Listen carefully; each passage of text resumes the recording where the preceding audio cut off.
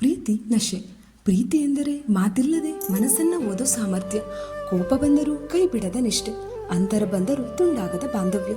ಪ್ರೀತಿ ಎಂದರೆ ಒಬ್ಬರಲ್ಲೊಬ್ಬರು ಆಶ್ರಯ ಹುಡುಕೋ ಕ್ಷಣ, ಬಿಕ್ಕಟ್ಟಿನ ದಿನಗಳಲ್ಲೂ ನಾನು ಇದೀನಿ ಅನ್ನೋ ಭರವಸೆ. ಎಲ್ಲದಕ್ಕಿಂತ ದೊಡ್ಡದು ಮತ್ತೊಬ್ಬರ ಹೃದಯಕ್ಕೆ ನೋವಾಗದಿರಲಿ ಅನ್ನೋ ಭಾವ. ಇಂತಹ ಪ್ರೀತಿಯಲ್ಲಿ ಹುಡುಗ ಹುಡುಗಿ ಸಿಲುಕಿಕೊಂಡರೆ ಅವರು ಅನುಭವಿಸುವ ಭಾವನೆಗಳು ನಶೆಗಳ ಪರಿಣಾಮಕ್ಕೆ ತುಂಬಾ ಹೋಲುತ್ತದೆ.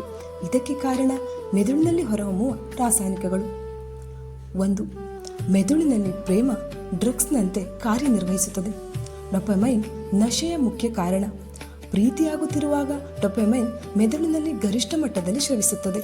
ಇದೇ ನಶೆ ಕೊಡಿಸುವ ಕೊಕೈನ್ ಅಥವಾ ನಿಕೋಟಿನ್ ಬಳಸಿದಾಗ ಸಹ ಹೆಚ್ಚಾಗುತ್ತದೆ.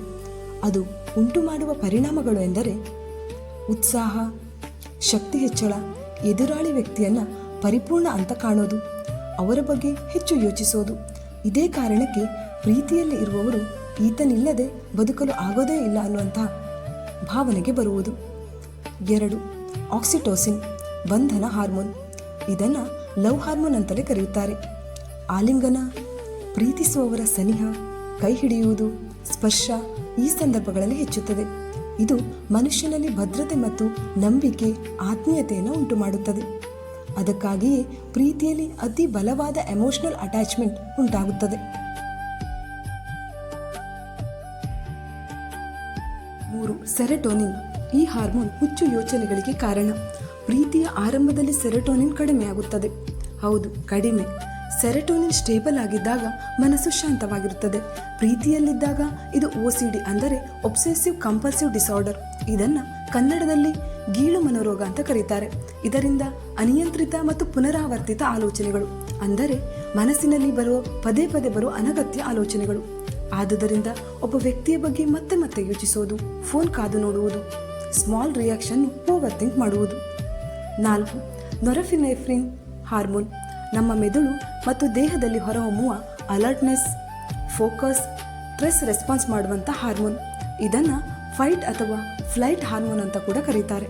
ಅಂದರೆ ಅಪಾಯ, ಒತ್ತಡ, ಪ್ರೀತಿಯ ಗಾಢ ಭಾವ ಬಂದಾಗ ದೇಹವನ್ನು ಅಲರ್ಟ್ ಮೋಡ್ಗೆ ತರುತ್ತದೆ. ಅಡ್ರೆನಲಿನ್ ಥರ ಕೆಲಸ ಮಾಡುತ್ತದೆ. ಇದರಿಂದ ಹೃದಯ ಬಡಿತ ಹೆಚ್ಚಾಗುತ್ತದೆ, ಕೈಗಳಿಗೆ ಬೆವರು, ನರ್ವಸ್ ಫೀಲಿಂಗ್, ಒಮ್ಮೆ ನೋಡುವುದಕ್ಕೆ ಎಕ್ಸೈಟ್ಮೆಂಟ್, ಯಾರನ್ನಾದರೂ ಮೊದಲ ಬಾರಿ ನೋಡಿದಾಗ ಹೃದಯ ಕುಣಿದು ಬೀಳೋ ಫೀಲಿಂಗ್ ಇದರಿಂದಲೇ ಆಗುವಂಥದ್ದು. 5. ಪ್ರೀತಿ ನಶೆಯಂತೆ ಯಾಕೆ ಅನಿಸುತ್ತದೆ? ಮೆದುಳಿನ ರಿವಾರ್ಡ್ ಸಿಸ್ಟಮ್ ಓವರ್ ಆಕ್ಟಿವ್ ಆಗುತ್ತದೆ. ಅದೇ ಡೋಪಮೈನ್ ಸರ್ಕ್ಯೂಟ್ ನಶೆ ಕೊಡಿಸುವ ಮಾದಕಗಳಲ್ಲೂ ಆಕ್ಟಿವ್ ಆಗುತ್ತದೆ. ಆದ್ದರಿಂದ ವ್ಯಕ್ತಿಯನ್ನ ಬಿಟ್ಟು ಬಿಡಲು ಕಷ್ಟವಾಗುತ್ತದೆ. ಪ್ರೀತಿ ಮುರಿದಾಗ ವಿಟ್ರಾವಲ್ ಸಿಸ್ಟಮ್ಗೆ ಬರುತ್ತದೆ. ಅಂದರೆ ಪ್ರೀತಿಯಿಂದ ಹೊರಬರುವುದಕ್ಕೆ ಮನಸ್ಸು ನಿಧಾನವಾಗಿ ರಕ್ಷಣಾತ್ಮಕ ತಂತ್ರಗಳನ್ನು ಬಳಸುತ್ತದೆ. ಆಗ ಹೆಚ್ಚು ಯೋಚನೆ, ಊಟ ಸೇರೋದಿಲ್ಲ, ನಿದ್ರೆ ಬರುವುದಿಲ್ಲ, ದುಃಖ, ಹೀಗೆ. 6. ಬ್ರೇಕಪ್. ವಿಟ್ರಾವಲ್ ನಶೆ ಬಿಟ್ಟ ಬಳಿಕ ಬರುವ ಲಕ್ಷಣ. ಬ್ರೇಕಪ್ ನಂತರ ಡೋಪಮೈನ್ ಏಕಾಏಕಿ ಕಡಿಮೆಯಾಗುತ್ತದೆ. ಆದ್ದರಿಂದ ಖಿನ್ನತೆ, ನಿದ್ರೆ ಚಡಪಡಿಕೆ, ಮನಸ್ಸು ಬಿಟ್ಟು ಬಿಡದಿರುವುದು, ನೆನಪುಗಳು ಹೆಚ್ಚು ಕಾಡುವುದು ಇವು ಡ್ರಗ್ಸ್ ವಿಟ್ರಾವಲ್ಗೆ ತುಂಬ ಹೋಲುತ್ತದೆ. ಅಂದರೆ ಇದು ಡ್ರಗ್ಸ್ ಡ್ರಿಂಕಿಂಗ್ ಮಾಡೋರು ಅದನ್ನು ಬಿಟ್ಟಾಗ ಯಾವ ರೀತಿ ಚಡಪಡಿಸುತ್ತಾರೋ ಇಲ್ಲೂ ಕೂಡ ಅದೇ ಥರ ಚಡಪಡಿಕೆ ಉಂಟಾಗುತ್ತದೆ. ಪ್ರೀತಿ ಹೃದಯಕ್ಕೆ ಏಕಾಏಕಿ ಬರುವ ಮದ್ದಿನಂತೆ ಸಂತೋಷವನ್ನು, ನೋವನ್ನು ಒಂದೇ ಹೊತ್ತಿನಲ್ಲಿ ತೋರಿಸಿ ಬದುಕನ್ನೇ ಬದಲಾಯಿಸಿ ಬಿಡುತ್ತದೆ.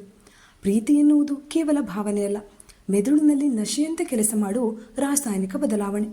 ಅದಕ್ಕೆ ಪ್ರೀತಿ ಆರಂಭದಲ್ಲಿ ಜೋರಾಗಿರುತ್ತದೆ, ನಂತರ ಸ್ಥಿರವಾದಾಗ ಆಕ್ಸಿಟೋಸಿನ್ ನಿಂದ ಕಾಮ್ ಮತ್ತು ಸ್ಟೇಬಲ್ ಲವ್ ರೂಪುಗೊಳ್ಳುತ್ತದೆ.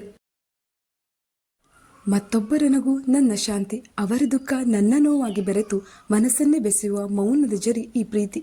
ಇದೇ ಥರದ ವಿಡಿಯೋಗಳಿಗಾಗಿ ನಮ್ಮ ಚಾನಲನ್ನು ಸಬ್ಸ್ಕ್ರೈಬ್ ಮಾಡಿ. ವಿಡಿಯೋ ಇಷ್ಟ ಆದರೆ ದಯವಿಟ್ಟು ಶೇರ್ ಮಾಡಿ, ಲೈಕ್ ಮಾಡಿ.